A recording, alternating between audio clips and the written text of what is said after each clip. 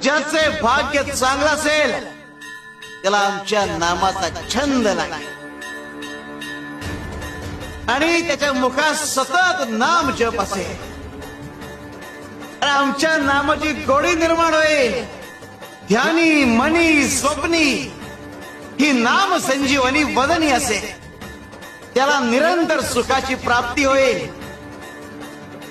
तसं मधाचं सेवन करण्यासाठी भ्रमर कमळ फुलात गुंतून पडतो आणि अत्यंत आनंदाने आणि आदराने मधाचा आस्वाद घेतो. आमच्या भक्ताचे मन आमच्या नामाचे ध्यान लागून उच्च पातळीवर स्थिर होते.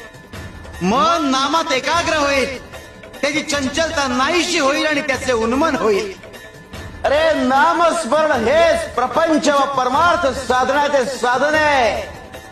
शिवाय शंकर.